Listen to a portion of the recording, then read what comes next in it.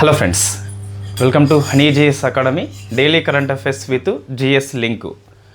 ముఖ్యంగా group 2 syllabus ఏదైతే ఉందో ఆ సిలబస్లో పేర్కొన్న అంశాలకి వర్తమాన అంశాలు ఏమన్నా ఉంటే అవి ఎక్కువ డిస్కస్ చేయడం జరుగుతుంది.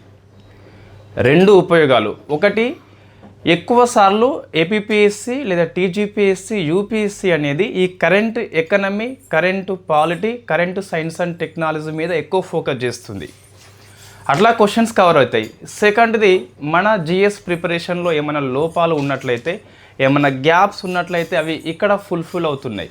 అంటే ఫర్ ఎగ్జాంపుల్ మనం ఇన్ఫ్లేషన్ పాఠం డిస్కస్ చేస్తాం చాలాసార్లు.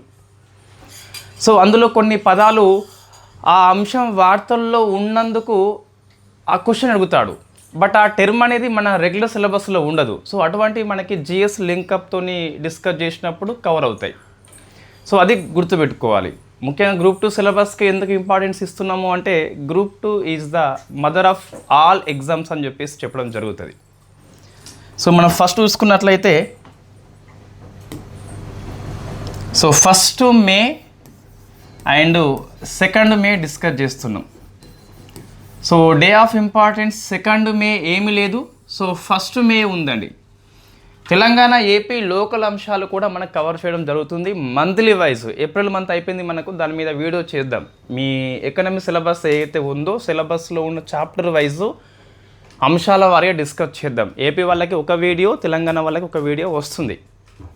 ఓకే, అవి మనం మిస్ చేయట్లేదు. లోకల్ అంశాలు మనం మిస్ చేయట్లేదు. సో 1 మే చూస్తే ఇంటర్నేషనల్ లేబర్ డే అని చెప్పేసి పిలుస్తాం. సో థీమ్ చూస్తే enduring a healthy psychological working environment, అంటే వాళ్ళు పనిచేసేలా ఈ ఆరోగ్యకరమైన పరిస్థితులు కల్పించాలని చెప్పేసి థీమ్ తీసుకోవడం జరిగింది. సో మీకు డిపిఎస్పి అని చెప్పేసి రాజ్యాంగంలో పార్ట్ 4 ఉంటుంది. సో పనిచేసేలా అనువైన పరిస్థితులు కల్పించాలి అని చెప్పేసి ఏ ఆర్టికల్ చెప్తుంది, ఒకసారి మీరు ఆన్సర్ చేసే ప్రయత్నం చేయండి. అది డిపిఎస్పిలో వస్తుంది. ఆర్టికల్ నెంబర్ని మీరు మెన్షన్ చేయండి. రైట్, ఆ థీమ్ అండి. అయితే వై లేబర్ డే అని చెప్పేసి మే 1న ఎందుకు? ఇది మీకు ఆధునిక భారతదేశ చరిత్ర లోపల ట్రేడ్ మూమెంట్స్ అని చెప్పేసి ఉంటాయి. సో అందులో వస్తాయండి లేబర్ ఉద్యమాలు అని చెప్పేసి కూడా ఉంటాయి. అంటే ఈ ఫ్రీడమ్ స్ట్రగుల్లో మనకి ఓన్లీ ఇండియన్ నేషనల్ కాంగ్రెసే కాదు, విభిన్న వర్గాలు, సబ్బండ వర్గాలు ఉద్యమంలో పాల్గొంటాయి. అందులో ఒక వర్గము కార్మిక వర్గం అని చెప్పేసి పిలుస్తాం. అక్కడ కూడా ఇది వస్తుందండి, మనం డిస్కస్ చేద్దాం. రైట్, 1886 మే 1న, సో మే 1న మనకి అమెరికా లోపల హే స్క్వేర్ మార్కెట్ అని చెప్పేసి ఉంటుంది. సో హే స్క్వేర్ మార్కెట్ అని చెప్పేసి ఉంటుంది. ఇక్కడ వెరీ ఫస్ట్ టైం ఈ లేబర్స్ అందరూ కూడా ఈ 8 hours వర్క్ డిమాండ్ చేసిండ్రు. అంతకుముందు నెంబర్ ఆఫ్ అవర్స్ ఉండేది. సో అట్లా కాకుండా కన్సిస్టెన్సీగా 8 గంటల పని కల్పించాలని చెప్పేసి, ఎక్కువ శ్రమ దోపిడీ వద్దు అని చెప్పేసి ఉద్యమం చేస్తారు. చాలా అల్లర్లు అక్కడ వస్తాయి. సో ఆ దినాన్ని గుర్తుగా మే 1ని మనము లేబర్ డేగా జరుపుకుంటున్నాం. అయితే భారతదేశంలో చూస్తే, హిస్టరీ పరంగా చూస్తే 1923లో అండి. సో ఇది మోడర్న్ ఇండియా హిస్టరీలో మనం కవర్ చేస్తాం. సో 1923లో మన మోడర్న్ ఇండియా హిస్టరీ లోపల ఇంకా 3 కవర్ చేయాలి. ఈ కొంత ఫ్రీడమ్ స్ట్రగుల్ లోపల క్యాపిటలిస్టు పెట్టుబడిదారులు కూడా హాజరయ్యారు. వాళ్ళది ఒకటి మనం బాకీ ఉన్నాం. లేబర్స్, కార్మిక వర్గము అని చెప్పేసి మనం బాకీ ఉన్నాం. రైతాంగ ఉద్యమాలు నోట్స్ ఇవ్వడం జరిగింది కదా, అది కూడా డిస్కస్ చేస్తే మనకి ఆ పాఠం అయిపోతుంది. రైట్, 23లో మనకి హిందుస్థాన్ లేబర్ కిసాన్ పార్టీ అని చెప్పేసి ఉంటుంది. హిందుస్థాన్ లేబర్ కిసాన్ పార్టీ అని చెప్పేసి. సో ఇది మనకు తొలిసారిగా, ఇన్ఫ్యాక్ట్ ఈ పార్టీ యొక్క వ్యవస్థాపకులు చూస్తే, సో మనకి సింగరవేలు చెట్టియార్ అని చెప్పేసి ఉంటాడు. సింగరవేలు చెట్టియార్ అని చెప్పేసి మద్రాసు లోపల వెరీ ఫస్ట్ టైం భారతదేశం లోపల లేబర్ డేని జరిపాడు. So very famous. In fact Singaravelu Chettiar యొక్క పాత్ర అనేది ఫ్రీడమ్ స్ట్రగుల్లో కూడా మనకి వస్తుంది. సో అక్కడ మనం డిస్కస్ చేద్దాము విపులంగా. ఇక్కడ అవసరం లేదు, just labour day first time అంటే సింగరవేల్ చెట్టియార్ అని చెప్పేసి, హిందుస్థాన్ లేబర్ కిసాన్ పార్టీ అని చెప్పేసి, లేదా లేబర్ కిసాన్ పార్టీ ఆఫ్ హిందుస్థాన్గా పిలుస్తాం. 1923 ఇయర్ గుర్తుపెట్టుకోవాలి, వెరీ ఫేమస్ ఇయర్ అది. సో మనకి డే ఆఫ్ ఇంపార్టెన్స్ అండి. నెక్స్ట్ చూసుకున్నట్లయితే రైట్. సో మీకు నెంబర్ ఆఫ్ అపాయింట్మెంట్స్ వార్తల్లో ఉన్నాయండి, నియామకాలు వార్తల్లో ఉన్నాయి. ఫర్ ఎగ్జాంపుల్ ఎకనామీ చూసుకున్నట్లయితే ఆర్బీఐకి డిప్యూటీ గవర్నర్ వచ్చిండు, మొత్తం 4 మెంబర్స్ కదా, అందులో ఈ రవిశంకర్ వెళ్ళిపోయిండు, కొత్త అయినా వచ్చిండు. నీతి ఆయోగ్ యొక్క ఫుల్ టైం మెంబరు మొన్న 5 వచ్చిండు కదా, మళ్ళీ ఒక 2 కొత్తగా నియమించింది. సో 7 అయిపోయిండు. నేషనల్ కంపెనీ లా ట్రిబ్యునల్ యొక్క చైర్పర్సన్ అని చెప్పేసి కొత్తగా వచ్చిండు. మీకు ఇది బ్యాడ్ బ్యాంక్ అనే కాన్సెప్ట్ కిందకి వస్తుంది. తర్వాత ఈ భారతదేశంలో ఫస్ట్ స్టేట్ అనేది పేపర్లెస్ జ్యుడిషియరీ అచీవ్మెంట్ అయింది, సిక్కిం అని చెప్పేసి డిస్కస్ చేద్దాం. ఇవి జాగ్రఫీ లోపల కొన్ని టన్నెల్స్ మనకి వార్తల్లో ఉన్నాయి. అంటే భూగర్భం లోపల అతి వెడల్పైన సొరంగం అని చెప్పేసి ఒకటి వార్తల్లో ఉంది, అది హైదరాబాద్ కంపెనీ నిర్మించింది, అది వెరీ ఫేమస్. తర్వాత మనము ఈ టోల్ గేట్ అని చెప్పేసి ఉంటుంది కదా, అక్కడ కొద్దిసేపు ఆగి ఇప్పుడు మనం స్కాన్ చేస్తున్నాం యూపీఐ పేమెంట్ అని చెప్పేసి, అట్లా కాకుండా బారియర్ ఫ్రీ, అక్కడ ఆగకుండా మనం నేరుగా వెళ్ళిపోతాము, వాళ్ళు టోల్ గేట్ ఫీజు జమ చేసుకుంటారు. సో అది సూరత్ దగ్గర మనం ఏర్పాటు చేసుకుంటున్నాం. ఇవి జాగ్రఫీ లోపల మీకు ట్రాన్స్పోర్ట్ విషయంలో వచ్చిన అప్డేట్స్ అండి. సో ఇప్పుడు డిస్కస్ చేద్దాం. ఫస్ట్ సో సిక్కిం రాష్ట్రం అనేది ఇది పాలిటీ కిందికి వస్తుంది. ఎందుకు వార్తల్లో వచ్చిందంటే ఇట్ ఈస్ ఫస్ట్ పేపర్లెస్, కంప్లీట్గా ఆన్లైన్లో పేపర్లెస్ స్టేట్ జ్యుడిషియరీ అని చెప్పేసి పిలుస్తాం. సో మనకి ప్రధాన న్యాయమూర్తి గారు దీన్ని స్టార్ట్ చేసిండ్రు కాబట్టి so very very important. It is the first paperless state judiciary అని చెప్పేసి సిక్కిం ఘనత సాధించింది. So chief justice of India దీన్ని సాధించాడు, ఇన్ఫ్యాక్ట్ ప్రకటించాడు కాబట్టి very very important. So Sikkim గుర్తుపెట్టుకోవాలి. It is first paperless, complete online, case filing నుంచి తీర్పు వచ్చేంత వరకు మొత్తం ఆన్లైన్లో అయిపోతుంది. ఇది మీకు ఫస్ట్ అప్డేట్ ఫ్రమ్ పాలిటీ అండి. సో సెకండ్ ఈ పార్లమెంటరీ కమిటీలు అని చెప్పేసి గ్రూప్ 1 మెయిన్స్ అనేది అది వెరీ ఫేమస్. ఈ పార్లమెంటరీ కమిటీలని మినీ శాసన వ్యవస్థ అంటామని చెప్పేసి మనం వివరించాలి, ఎందుకు అంటామని చెప్పి వాటి యొక్క రోల్ ఏంటని చెప్పేసి అది గ్రూప్ 1 మెయిన్స్లో very famous question. So parliamentary కమిటీల్లో 4 కమిటీలకి 2026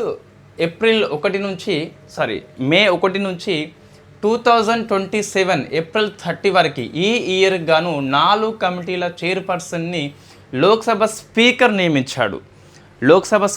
నియమించాడని చెప్పేసి గుర్తుపెట్టుకోవాలి. 4 కమిటీలు చూస్తే సో ఫస్ట్ ఏమో పబ్లిక్ అకౌంట్స్ కమిటీ అని చెప్పేసి పిలుస్తాం, సెకండ్ ఏమో ఎస్టిమేట్స్ కమిటీ అని చెప్పేసి పిలుస్తాం, సో అంచనాల సంఘము అని చెప్పేసి, థర్డ్ది కమిటీ ఆన్ పబ్లిక్ అండర్టేకింగ్ అని చెప్పేసి ఉంటుంది. So public undertaking. సో ఈ 3 కమిటీలు మనకి ఫైనాన్స్ కమిటీలు అండి. సో 3 మనకి ఏంటివి ఫైనాన్స్ కమిటీలు అని చెప్పేసి పిలుస్తాం. అంటే పార్లమెంట్ కమిటీ లోపల ఈ 3 ఫైనాన్స్ కమిటీలు వచ్చేసి వెరీ వెరీ ఫేమస్ కమిటీలు, మనం డిస్కస్ చేసిన చాలాసార్లు. ఇన్ఫ్యాక్ట్ 3 చైర్పర్సన్స్ లాస్ట్ ఇయర్ ఎవరు ఉన్నారో మళ్ళీ వాళ్ళే వచ్చిండు. దీంతోపాటు SC/ST వెల్ఫేర్ కమిటీ అని చెప్పేసి కూడా, సో SC/ST వెల్ఫేర్ కమిటీ కూడా మనకి నియామకం చేయడం జరిగింది. సో 3 కూడా ఆర్థిక కమిటీలు అని చెప్పేసి, క్రింది వాటిలో ఫైనాన్స్ కమిటీ కానిదేంటి, చాలాసార్లు ప్రశ్న వచ్చింది అది. రైట్. ఈ పబ్లిక్ అకౌంట్స్ కమిటీకి ఏమో వేణుగోపాల్ అండి, లాస్ట్ ఇయర్ కూడా వేణుగోపాలే ఉండే. సో వేణుగోపాల్ అని చెప్పేసి పిలుస్తాం. సో నెక్స్ట్ ఈ ఎస్టిమేట్స్ కమిటీకి ఏమో మనకి సంజయ్ జైస్వాల్ వచ్చాడు, సేమ్ అండి, సంజయ్ జైస్వాల్ అని చెప్పేసి. ఈ పేర్లు గుర్తుపెట్టుకోవాలి, కరెంట్ అఫైర్స్ కిందకి వస్తుంది. తర్వాత పబ్లిక్ అండర్టేకింగ్ ఏమో బైజయంత్ పాండా అని చెప్పేసి, ఐ థింక్ లాస్ట్ 2 years కూడా వీళ్ళే ఉన్నారండి, బైజయంత్ పాండా అని చెప్పేసి వచ్చాడు. SC/ST వెల్ఫేర్ కమిటీకి ఏమో మనకి ఫగ్గాన్ సింగ్ అని చెప్పేసి వచ్చాడు. సో ఫగ్గాన్ సింగ్ అని చెప్పేసి. ఇవి పేర్లు గుర్తుపెట్టుకోవాలి మనకి 6 months కరెంట్ అఫైర్స్ లోపల ఉన్నట్లయితే. బట్ వీటి గురించి మనకి GSలో చాలాసార్లు డిస్కస్ చేయడం జరిగింది. ఈ అన్నిట్లలో చాలా పురాతనమైన కమిటీ పబ్లిక్ అకౌంట్స్ కమిటీ అండి. 1921లో గవర్నమెంట్ ఆఫ్ ఇండియా 1919 చట్టం ప్రకారము 21లో మనం ఏర్పాటు చేసుకుంటాం కాబట్టి అత్యంత పురాతనమైన కమిటీ అని చెప్పేసి వస్తుంది. ఇందులో మనకి 22 సభ్యులు ఉంటారండి, 15 ఫ్రమ్ లోక్సభ, 7 ఫ్రమ్ రాజ్యసభ అని చెప్పేసి పిలుస్తాం. సో మొత్తం 22 అని చెప్పేసి 22లోకి ఒకరిని ఇన్ఫ్యాక్ట్ లోక్సభ స్పీకర్ నియమిస్తాడు చైర్మన్గా, నాట్ రాజ్యసభ అండి. ఎందుకని చెప్పేసి అడగొద్దు, మీకు చట్టం లోపలనే ఉంటుంది. సో లోక్సభ స్పీకర్ 22లో ఒకరిని. సో 1967 నుంచి చూస్తే ఈ పదవి అనేది ప్రతిపక్షాలకే ఇస్తున్నారు. సో వై అపోజిషన్ పార్టీ, కొంచెం మనం థింక్ చేయాలి. వై అపోజిషన్ పార్టీ ఆ మాటకు వస్తే ఈ కమిటీలలో ఎక్కడ కూడా మంత్రి మెంబర్గా ఉండడు. Why not minister, why opposition party అని చెప్పి చూస్తే ఈ పబ్లిక్ అకౌంట్స్ కమిటీ ఏం పని చేస్తుంది అంటే, ఫస్ట్ మీకు బడ్జెట్ రూపకల్పన లోపల డిమాండ్ ఆఫ్ గ్రాంట్స్ అని చెప్పేసి ఉంటాయి. వివిధ మినిస్ట్రీలు తమకేం కావాలనో డిమాండ్ ఆఫ్ గ్రాంట్స్ రూపం లోపల పార్లమెంట్ ఆమోదం తీసుకుంటారు. ఆ డిమాండ్ ఆఫ్ గ్రాంట్స్ని కాగ్ అనేది ఆర్థిక సంవత్సరం అయిపోయిన తర్వాత తనిఖీ చేస్తుంది. కాగ్ యొక్క రిపోర్టు వచ్చిన తర్వాత ప్యాక్ ఏదైతే ఉందో, పబ్లిక్ అకౌంట్స్ కమిటీ ఏదైతే ఉందో అది పరిశీలన చేస్తుంది. కాగ్ ఒక ఐఏఎస్ ఆఫీసర్ అండి. పబ్లిక్ అకౌంట్స్ కమిటీ అంటే ఎవరు, మొత్తం ఎంపీలే కదా 22 మంది. సో ఐఏఎస్ ఆఫీసర్ యొక్క రిపోర్ట్ని ఎంపీలు అర్థం చేసుకోలేరు అని చెప్పేసి అనిపించి, సో కాగ్ రిపోర్ట్ని చదవడం లోపల పబ్లిక్ అకౌంట్స్ కమిటీకి కాగ్ హెల్ప్ చేస్తాడు. దట్స్ వై కాగ్ని మనము పబ్లిక్ అకౌంట్స్ కమిటీ యొక్క ఫ్రెండ్ అండ్ ఫిలాసఫర్గా పిలుస్తాం. సో ఏమన్నా చెప్పినా కూడా ఇది మొత్తం ఆర్థిక సంవత్సరం అయిపోయాక పోస్ట్ మార్టం చేస్తుంది అంతే. నెక్స్ట్ అండి, సో ఎస్టిమేట్ కమిటీ అని చెప్పేసి ఉన్నది. 30 మంది సభ్యులు ఉంటారు. 30 మంది కూడా కంప్లీట్గా లోక్సభ నుంచే తీసుకుంటాము. ఇది బడ్జెట్ యొక్క ఎస్టిమేట్ని పరిశీలన చేస్తుంది. ఎప్పుడు అంటే బడ్జెట్ ఎస్టిమేట్ని పార్లమెంట్ ఆమోదం తర్వాత అంచనా వేస్తుంది. సో ఇది కూడా మనకి పోస్ట్ మార్టం అని చెప్పేసి చెప్పొచ్చండి. పార్లమెంట్ ఆమోదం రాకముందు ఆ శాఖ ఎక్కువ కోరింది, తక్కువ అని చెప్పేసి రిపోర్ట్ ఇచ్చి దానికి అనుగుణంగా మారిస్తే అది వేరు. ఇక్కడ మార్చడం లాంటిది ఏం లేదు, పార్లమెంట్ ఆమోదం తర్వాత స్క్రూటినీ చేస్తుంది. సో ఇది estimate committee 30 members from Lok Sabha only. So next public undertaking అని చెప్పేసి పిలుస్తాం. ఇది ప్రభుత్వ రంగ సంస్థల యొక్క వ్యయాలని రిపోర్ట్ని తనిఖీ చేస్తుందని చెప్పేసి గుర్తుపెట్టుకోవాలి. ఇక్కడ మీకు 15 + 7 అని చెప్పేసి 22 అని చెప్పేసి ఉంటుంది ఇక్కడ కూడా మనకి. సో ఇది కూడా very famous. In fact SC ST welfare లోపల మొత్తం 30 మంది ఉంటారండి. 20 ఫ్రమ్ లోక్సభ, 10 ఫ్రమ్ రాజ్యసభ అని చెప్పేసి పిలుస్తాం. సో ఇక్కడ మీరు గుర్తుపెట్టుకోవాలి. ఇక్కడ అంటే పబ్లిక్ అకౌంట్స్ కమిటీ అనేది కాగ్ రిపోర్ట్ తనిఖీ చేస్తుంది. కాగ్ని మనము పబ్లిక్ అకౌంట్స్ కమిటీ యొక్క ఫ్రెండ్ అండ్ ఫిలాసఫర్గా పిలుస్తాం. అది 22లో ఒకరిని లోక్సభ స్పీకర్ నియమిస్తాడు, రాజ్యసభ చైర్పర్సన్ కాదు ఇక్కడ, అది మైండ్లో పెట్టుకోవాలి. రైట్. సో ఇది మనకి ఫైనాన్స్ కమిటీ అని చెప్పేసి పిలుస్తాం. ఈ ఎస్టిమేట్స్ కమిటీ ఏమో జాన్ మత్తయ్ కమిటీ అని చెప్పేసి, ఈ పబ్లిక్ అండర్టేకింగ్ ఏమో కృష్ణ మీనన్ కమిటీ అని చెప్పేసి సిఫార్సు చేయడం జరిగింది. మనం డిస్కస్ చేసినాం 1950 అని చెప్పేసి, ఇది 64 అని చెప్పేసి డిస్కస్ చేసినాం. మళ్ళీ ఇక్కడ అవసరం లేదు. ఇదంతా మనం పాలిటీ గురించి అండి, ఎంతనే చెప్పుకోవచ్చు, బట్ ఇది మనం చాలాసార్లు డిస్కస్ చేయడం జరిగింది కూడా. సో నెక్స్ట్ ఎకనామీ చూసుకున్నట్లయితే ఇక్కడ ఎక్కువ మనకి ఎకనామీలో అపాయింట్మెంట్స్ వచ్చినాయండి బాగా. ఫస్ట్ చూస్తే అనుపిందర్ సింగ్ గ్రేవాల్ అని చెప్పేసి వార్తల్లో ఉన్నాడు. సో అనుపిందర్ సింగ్, సో గ్రేవాల్ అని చెప్పేసి మనకి ఇతన్ని నేషనల్ కంపెనీ లా ట్రిబ్యునల్ యొక్క అధ్యక్షుడిగా లేదా చైర్పర్సన్గా నియామకం చేయడం జరిగింది. ఇది ఎకనామిక్ కిందకి వస్తుంది అండ్ అపాయింట్మెంట్స్ కూడా వస్తుంది, బట్ మనం ఎకనామిక్ కింద చదువుతాం. వై? బికాస్ ఎన్సిఎల్టీ అనేది ఎకనామీలో వస్తుంది. అరే ఎక్కడ వస్తుంది అని చెప్పేసి మీకు అనిపిస్తుందిగా. మీకు కనుక బ్యాంకింగ్ పాఠం ఉన్నట్లయితే, బ్యాంకింగ్ పాఠం లోపల మేజర్ ఇష్యూ ఏంటి అంటే ఈ లోన్ రికవరీ అనేది మేజర్ ఇష్యూ. సో మీకు ఆర్బీఐ మానిటరీ పాలసీ కమిటీ ఏదైతే ఉందో ఇది ఫస్ట్ అండి, ఎక్కువసార్లు ప్రశ్న వస్తుంది మీకు. సెకండ్ది బ్యాంకింగ్ ఇష్యూ అని చెప్పేసి, అందులో నాన్ పర్ఫార్మింగ్ అసెట్స్ అని చెప్పేసి ఉంటాయి. సో బ్యాడ్ లోన్ అని చెప్పేసి ఉంటుంది, బ్యాడ్ లోన్ అని చెప్పేసి. సో ఇక్కడ వస్తుంది మీకు ఎన్సిఎల్టీ అని చెప్పేసి పిలుస్తాం, ఎన్సిఎల్టీ అని చెప్పేసి పిలుస్తాం, నేషనల్ కంపెనీ లా ట్రిబ్యునల్. ఒకసారి మీరు హనీ జిఎస్ క్లాసెస్లోకి వెళ్తే ఈ బ్యాడ్ లోన్స్ విషయంలో ఎన్ఏఆర్సిఎల్ సంస్థ పనిచేస్తుంది, ఈ రికవరీ చేసేది. అక్కడ మనం డిస్కస్ చేయడం జరిగింది ఈ ఎన్సిఎల్టీ గురించి, ఇన్సాల్వెన్సీ బ్యాంక్ కరప్ట్ కోడ్ 2016 అని చెప్పేసి. సో చాలా కఠినమైన అంశాలని మనం ఈజీగా అర్థమయ్యేలా చెప్పడం జరిగింది. ఒకసారి అవి చూసుకోండి, లింక్ షేర్ చేస్తాను. లేకుంటే ఈ ఎకనామిక్ ఫుల్ కోర్సులో మీకు ఈ బ్యాడ్ లోన్స్ అనే పాఠం దగ్గర కవర్ చేస్తాం. సరే, ఫస్ట్ ఎన్సిఎల్టీ అని చెప్పేసి చూస్తే ఇది ఎప్పుడు ఇన్ఫ్యాక్ట్ క్రియాశీలక పాత్ర పోషిస్తా అని చెప్పేసి చూస్తే ఇన్సాల్వెన్సీ బ్యాంక్ కరప్ట్ కోడ్ 2016 అని చెప్పేసి ఉంటుంది. ఎవరైతే లోన్స్ తీసుకొని బ్యాంకుకి చెల్లించరో సో అది 2 రకాలు ఉంటారండి. ఒకరేమో ఇన్ఫ్యాక్ట్ ఇండివిజువల్ వ్యక్తి అని చెప్పేసి ఉంటాం, వాళ్ళని సో డెబ్ట్ రికవరీ ట్రిబ్యునల్ అని చెప్పేసి అది పరిష్కారం చేస్తుంది. ఒకవేళ కార్పొరేట్ సంస్థ అయితే ఎన్సిఎల్టీ పరిష్కారం చేస్తుంది. సో ఈ ఐబీసీ 2016 కింద ఈ లోన్ యొక్క ప్రాసెస్ ప్రక్రియ అనేది పరిష్కారం కానట్లయితే సో ఎన్సిఎల్టీ చూసుకుంటుంది, అది కార్పొరేట్ అయితే. ఒకవేళ పర్సన్స్ అయితే డిఆర్టీ చూసుకుంటుంది మనకి. సో ఎన్సిఎల్టీ యొక్క చైర్పర్సన్గా మనకి ఎవరు పనిచేయవచ్చు అని చెప్పి చూస్తే హైకోర్టులో 5 years న్యాయమూర్తిగా పనిచేసిన వ్యక్తి అయి ఉండాలి, లేదా రిటైర్డ్ అయిన వ్యక్తి అని చెప్పేసి మనకి ఉంటుంది. సో ప్రజెంట్ ఈ అనుపిందర్ సింగ్ పంజాబ్ హర్యానా హైకోర్టులో పనిచేసిన వ్యక్తిగా మనము ఇవ్వడం జరిగింది. సో 5 years న్యాయమూర్తిగా పనిచేస్తున్న వ్యక్తి అయి ఉండాలి, లేదా పని చేస్తున్న వ్యక్తి అయి ఉండాలి. పని చేస్తున్న లేదా పనిచేసిన వ్యక్తి అని చెప్పేసి పిలుస్తాం. అయితే మోస్ట్లీ ఎన్సిఎల్టీ చైర్పర్సన్స్ ఇంతవరకు చూస్తే ఎక్కువగా న్యాయమూర్తి కంటే చీఫ్ జస్టిసే పనిచేసిందండి.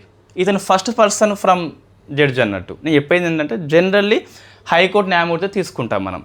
అంటే ఆ రూల్లో చట్టం లోపల ఏముంది అంటే హైకోర్టు న్యాయమూర్తి అని చెప్పేసి ఉన్నది. 5 years పనిచేసిన వ్యక్తి అన్నా ఉండాలి, లేదా పనిచేస్తున్న వ్యక్తి అన్నా మంచిదే తీసుకోవచ్చు.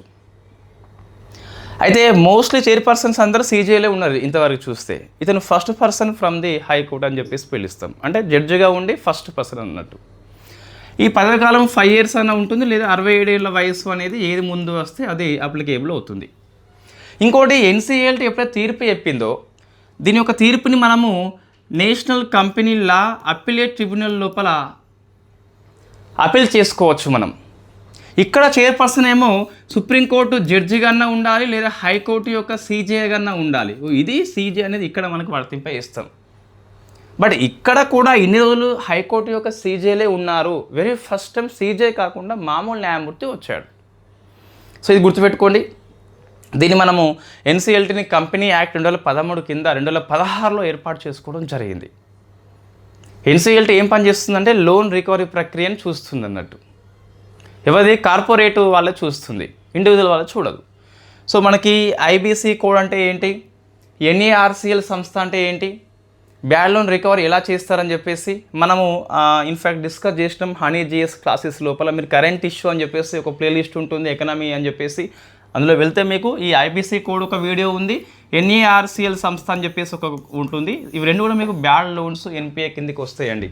గ్రూప్ అండ్ మెయిన్స్లో వెరీ ఫేమస్ టాపిక్ అది. రైట్, నెక్స్ట్ మరొక ఎకనామీలో మీకు అంశం చూస్తే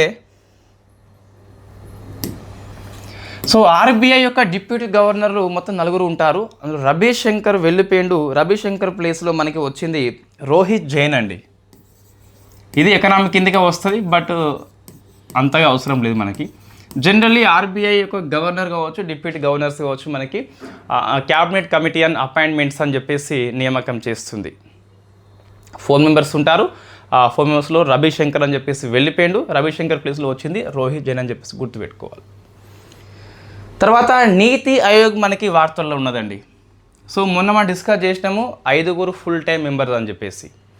ఇప్పుడు మరొక 2 వచ్చారు. చాలామంది పుస్తకాల్లో 5 అని చెప్పేసి రాసిండ్లు, మీరు 5 ఉండరు, ఎక్కువ ఉండొచ్చు, తక్కువ అని చెప్పేసి చెప్పారని చెప్పేసి. అది కరెక్టే, మీరు ఇప్పుడు చూస్తే తెలుస్తుంది మీకు. మొన్న April 29th 5 వస్తే ఇప్పుడు మరొక 2, మొత్తం 7 members అయిపోయిండ్రు. సో మీకు పార్ట్ టైం మెంబర్స్ అనేది వాళ్ళు 2 ఉండొచ్చు మ్యాక్సిమం. సో అక్కడ నెంబర్ మీకు ఫిక్స్డ్ ఉన్నది. ఫుల్ టైం మెంబర్స్ ఎవరైతే ఉన్నారో there is no fixed number. మనకి టైం టు టైం పిఎం నియామకం చేస్తాడు. వాళ్ళకి మినిస్ట్రీ ఆఫ్ స్టేట్ ర్యాంక్ హోదా ఉంటుంది వాళ్ళకి. ఇప్పుడు 7 అండి. మా పుస్తకం 7 అని చెప్పి రాద్దాం. 7 కాదు అక్కడ, ఇప్పుడు 7 అని చెప్పేసి ప్రజెంట్ 7 ఓన్లీ, ఫ్యూచర్ 9 ఉండొచ్చు, 10 ఉండొచ్చు. ఓకేనా? మీకు ఇన్వైటీస్ కూడా ఇంత నెంబర్ అని చెప్పేసి లేదు. ఇంతకుముందు 5 ఉండే, ఇప్పుడు 11 ఉన్నారు మనకి.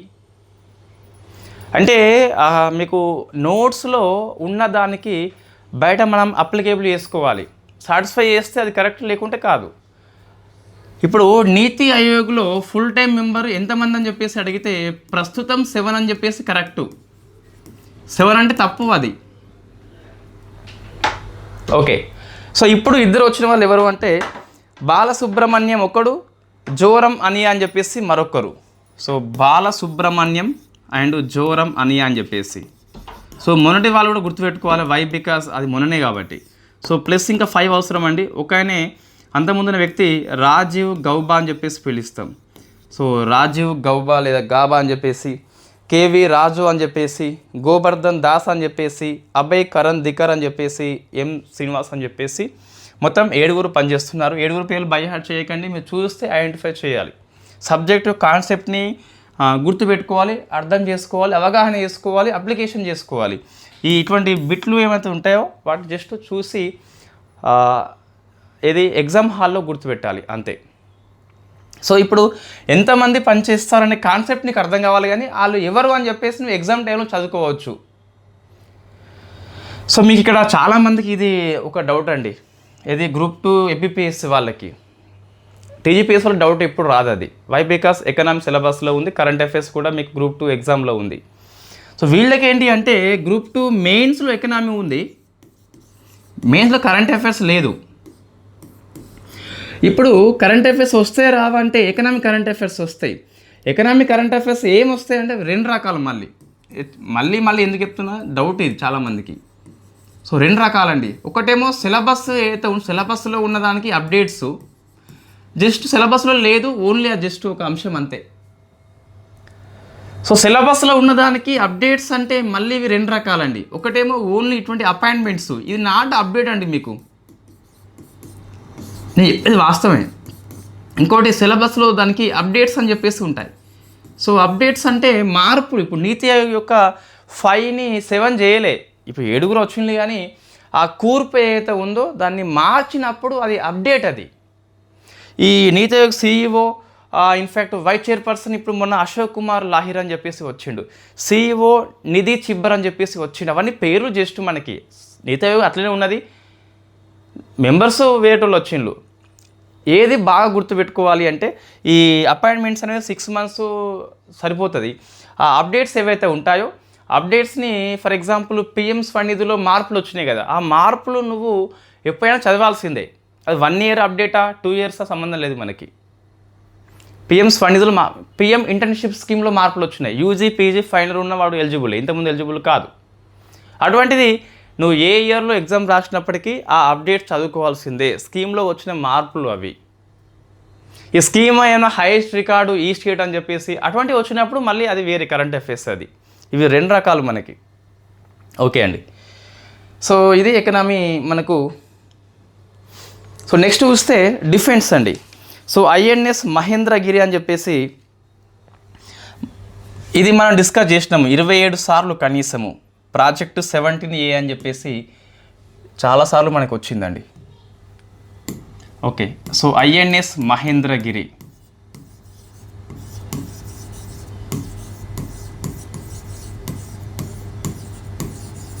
సో ఇది ముంబై లోపల మనకి.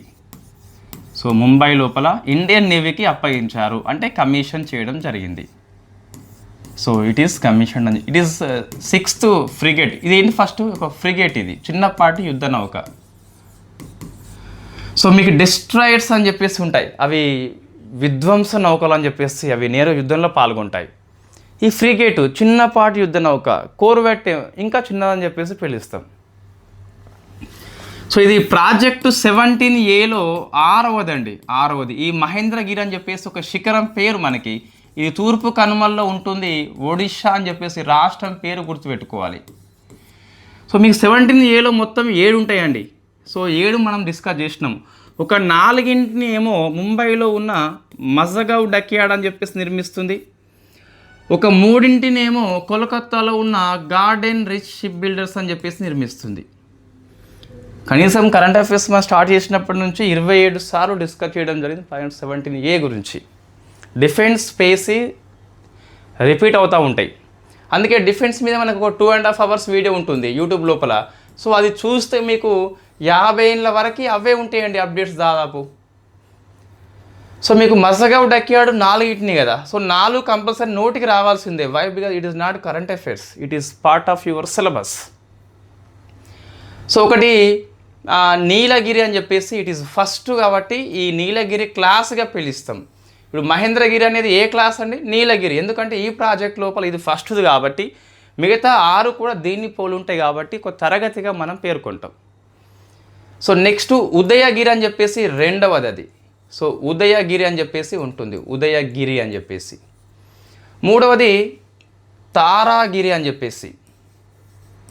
ఇన్ఫ్యాక్ట్ మూడింటిని అలాంటి మనం తీసుకున్నాము. నాలుగవది మహేంద్రగిరి అని చెప్పేసి ఇప్పుడు ఇది. సో మహేంద్రగిరి అని చెప్పేసి ఈ మహేంద్రగిరి మనకి జలప్రవేశం చేసినప్పుడు కావచ్చు, లేకుంటే ఇంకెప్పుడైనా వార్తల్లో వచ్చి ఉంటుంది, మనం డిస్కస్ చేసినాం అందుకే ఇంతకుముందు చాలాసార్లు. ఇవి మరొక 3 ఉంటాయండి.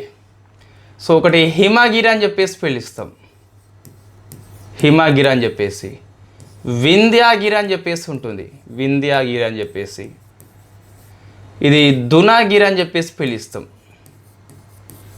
సో మీకు సైన్స్ అండ్ టెక్నాలజీ ఫ్యాకల్టీ చెప్పినా కూడా ఇంత చెప్తారండి, ఇంతకంటే ఎక్కువ చెప్పరు. సో ఇది 17Aలో మనకి మొత్తం 7 అని చెప్పేసి. సో ఇది 6th అని చెప్పేసి పిలుస్తాం, ఇట్ ఈస్ 6th అని చెప్పేసి. కొన్నిసార్లు ఏబిపిఎస్సి డెప్త్గా ఉన్నప్పుడు నెంబర్స్ మీద ఫోకస్ చేస్తుంది, అది గుర్తుపెట్టుకోవాలి. ఈ డిఫెన్స్ కరెంట్ అఫైర్స్ మనకి. సో నెక్స్ట్ జాగ్రఫీ చూసుకున్నట్లయితే ఒక 2 అంశాలు వార్తల్లో ఉన్నాయండి. మనం జనరల్లీ టోల్ గేట్ వచ్చినప్పుడు ఏం చేస్తామంటే ఒకప్పుడు సో అక్కడికి వెళ్ళి ఆగేది. సో వాళ్ళు గేట్ వేసి ఉంటుంది, ఇట్లా లేకపోతే మనం వెళ్ళి డబ్బులు ఇచ్చేది. నెక్స్ట్ టైం ఏమిందంటే మనం యూపీఐ పేమెంట్ చేస్తున్నాం, ఫస్ట్ ట్యాగ్ అని చెప్పేసి వచ్చేది. అయినప్పటికీ ఆ గేట్ తీయడము ఆగడం మనకి తప్పట్లేదు. సో నువ్వు ఆటోమేటిక్గా కట్ అవుతున్నప్పటికీ ఈ గేట్ లేకుండా కూడా నెంబర్ ప్లేట్ యొక్క ఆటోమేటిక్ రికగ్నిషన్ ద్వారా మనం ఫాస్ట్గా వెళ్ళిపోతాం. There is no any gates, there is no any barriers, నిన్ను ఎవడు ఆపలేడు, నువ్వు స్వేచ్ఛగా వెళ్ళిపోతావు, డబ్బులు కట్ అవుతాయి అన్నట్టు. అటువంటి India's first barrier free toll plaza అని చెప్పేసి మనకి చోరయాసి అని చెప్పేసి ఇది సూరత్లో ఉంటుందండి. సో చోరయాసి టోల్ ప్లాజా ఈ జాగ్రఫీలో వస్తుంది, మనకి జాగ్రఫీలో వస్తుంది. సో ఇది సూరత్ దగ్గర ఉంటుందండి. దీన్ని NH48 అని చెప్పేసి NH48 మీద ఉన్నటువంటి టోల్ ప్లాజా అండి ఇది. NH48 మనకి ముంబై నుంచి ఢిల్లీ వరకు పోతుంది. సో ఇది మనకు రవాణా పాఠం లోపల గుర్తుపెట్టుకోవాలి. తర్వాత ఈ టన్నెల్స్ మనకి సొరంగం అని చెప్పేసి ఎప్పటికీ వార్తల్లో ఉంటాయండి. ఇప్పుడు ఇండియాలో హైదరాబాద్ సంస్థ నవయుగ అని చెప్పేసి very famous consultancy construction company ఇది. సో ఇది ప్రపంచంలో అతి వెడల్పైన భూగర్భ సొరంగాన్ని నిర్మించిందండి. ఇది సుమారుగా 22.33 మీటర్ల పొడవు ఉంటుంది. సో అత్యంత వెడల్పైన సొరంగం ఇది, భూగర్భ సొరంగం అని చెప్పేసి పిలుస్తాం. దీన్ని నవయుగ కంపెనీ నిర్మించిందండి. ఇన్ఫ్యాక్ట్ ఇది మహారాష్ట్ర లోపల ఒక ప్రాజెక్ట్ ఇది. ముంబై నుంచి పూణే వరకు ఎక్స్ప్రెస్ వే ప్రాజెక్ట్ ఏదైతే ఉందో సో దాంట్లో భాగంగా నిర్మించింది. ఇవి 2 కూడా రికార్డ్సే కాబట్టి కంపల్సరీ గుర్తుపెట్టుకోవాలి. తర్వాత మరికొన్ని అపాయింట్మెంట్స్ మనకి వార్తల్లో ఉన్నాయండి, మరికొన్ని అపాయింట్మెంట్స్ వార్తల్లో. మొత్తం ఈరోజు మనకి అపాయింట్మెంట్సే ఉన్నాయి కదా. ఈ NCLT అయితేనేమి, పార్లమెంటరీ కమిటీలో అయితేనేమి, RBI డిప్యూటీ గవర్నర్ అయితేనేమి. సో అవి చూస్తే ఈ మైక్రో స్మాల్ మీడియం ఎంటర్ప్రైజెస్ యొక్క మినిస్ట్రీ సెక్రటరీగా భరత్ కేరా వచ్చిండు. ప్రసార భారతి చైర్పర్సన్గా ప్రసూన్ జోషి వచ్చిండు. ఇవి 2 కూడా మనకి అపాయింట్మెంట్స్ కింద ఈ ప్రసార భారతి ఇంపార్టెంట్ అండి, మనం అది మైండ్లో పెట్టుకోవాలి కంపల్సరీ. నెక్స్ట్ కమిటీలు అండి. సో ఆపరేషన్ వైట్ స్ట్రోక్ అని చెప్పేసి ఉన్నది. సో ఆపరేషన్ వైట్ స్ట్రోక్ ఇదేంటి అంటే సో నార్కో కంట్రోల్ బ్యూరో అని చెప్పేసి కండక్ట్ చేసింది. ఈ అంతర్జాతీయంగా మనకి ఈ కొకైన్ను అక్రమ రవాణా చేయకుండా ఈ ఆపరేషన్ని ఎన్సీబీ వాళ్ళు చేపట్టింది, నార్కోటిక్ కంట్రోల్ బ్యూరో అని చెప్పేసి చేపట్టింది. ఈ బంగారం అక్రమ రవాణా అని చెప్పేసి అటువంటి చాలాసార్లు ఎగ్జామ్లో ప్రశ్నలు వస్తున్నాయి కాబట్టి ఆపరేషన్ వైట్ స్ట్రోక్ గుర్తుపెట్టుకోవాలి. నెక్స్ట్ ఆపరేషన్ క్లాయింగ్ బ్యాక్ అని చెప్పేసి మరొకటి ఉన్నది. సో ఆపరేషన్, ఇది హిందూ పేపర్లో వచ్చిన ఆర్టికల్ అండి. సో క్లాయింగ్ బ్యాక్ అని చెప్పేసి ఇది ఏంటంటే హిమాచల్ ప్రదేశ్ యొక్క ఫారెస్ట్ డిపార్ట్మెంట్ వాళ్ళు చేపట్టిన ఆపరేషన్. ఈ వైల్డ్ లైఫ్ యొక్క బాడీ పార్ట్స్ ఏవైతే ఉన్నాయో, అంటే ఈ వన్యమృగాల యొక్క శరీర భాగాలు అక్రమ రవాణా చేయకుండా ఈ ఆపరేషన్ పనికి వస్తుంది. సో ఈ రాష్ట్రం పేరు గుర్తుపెట్టుకోవాలి, మన రాష్ట్రం కాకపోయినా గుర్తుపెట్టుకోవాలి. మీకు ఈ ఏనుగుల అక్రమ రవాణా విషయంలో కేరళ ప్రభుత్వం ఒక చేపడుతుంది ఆపరేషన్. ఆ ఇయర్లో అది వెరీ ఫేమస్ ఆర్టికల్, అప్పుడు ఎగ్జామ్లో ప్రశ్న వచ్చింది. ఇప్పుడు ఎందుకు రాదు, వస్తుంది కంపల్సరీ. నెక్స్ట్ అండ్ తర్వాత ఇంటర్నేషనల్ రిలేషన్స్. ఈ జమైకా దేశానికి మనము so Arogya Maitri, it is a portable hospital, ఇది మనము ఇవ్వడం జరిగింది. సో అందుకు మనకి వార్తల్లో ఉంది. ఆరోగ్య మైత్రి అనేది ఏంటంటే ఈ విపత్తులు వచ్చినప్పుడు ఎర్లీగా మన రెస్పాన్స్ కావాలి కాబట్టి సో వాళ్ళు ఇక్కడికి వచ్చేలోపు కంటే మనమే అక్కడికి వెళ్ళి వైద్యం చేయవచ్చు. That is called portable hospital. So Jamaica దేశానికి మనం ఇచ్చినాం కాబట్టి వార్తల్లో ఉంది. వాస్తవంగా ఇది మనకు ప్రాజెక్టు HADR అని చెప్పేసి ఉంటుంది, హ్యూమన్ అసిస్టెన్స్ డిజాస్టర్ రిలీఫ్ అని చెప్పేసి. విపత్తులు వచ్చినప్పుడు త్వరితగతిన మనకు ఉపశమనం అందించాలని చెప్పేసి ఈ ప్రాజెక్టు. దానిలో భాగంగా ప్రాజెక్టు భీష్మ అని చెప్పేసి ఉంటుంది. ఆ భీష్ము లోపల ఉన్న కార్యక్రమం పేరే మనకి ఆరోగ్య మైత్రి. HADR పెద్ద ప్రాజెక్టు, దానిలో సబ్ ప్రాజెక్టు భీష్మ అని చెప్పేసి, ఆ భీష్మలో ఒక భాగమే ఆరోగ్య మైత్రి అని చెప్పేసి. భీష్మ అంటే ఏంటి మనకి అంటే Bharat health initiative for Sahyog Hita and మైత్రి అని చెప్పేసి ఉంటుంది. అందులో భాగంగా మనము ఆరోగ్య మైత్రి హెల్త్ క్యూబ్ అని చెప్పేసి పోర్టబుల్ హాస్పిటల్ అని చెప్పి జమైకాకి ఇవ్వడం జరిగింది. సో ఇది మనకి IR కిందకి వస్తుంది. ఓకేనా. సో మనం IR అప్డేట్స్ కూడా మనం క్లాస్ చేస్తామండి. ఇప్పుడే ఊరికే చేస్తే ఏం చేస్తాం. సో IR అప్డేట్స్ చేసుకొని ఇప్పుడు ఏం చేస్తారు, మీకు APPSC Group 2 ప్రిలిమ్స్ ఎప్పుడు ఉంటుందో చూసి దానికి అనుగుణంగా మనము ఈ అవార్డ్స్ కమిటీలు 6 months 1 yearతో మనం కరెంట్ అఫైర్స్ క్లాస్ చేస్తాం. ఉపయోగం లేనప్పుడు చేసిన వృధా అది. ఇప్పుడు ఏం చేయాలి మనము అంటే polity, economy, history, geography, society వాటి మీద ఫోకస్ చేయాలి. అందులో ఉన్న కాన్సెప్ట్ బాగా అర్థం చేసుకోవాలి. తర్వాత అప్డేట్స్కి వెళ్ళాలి.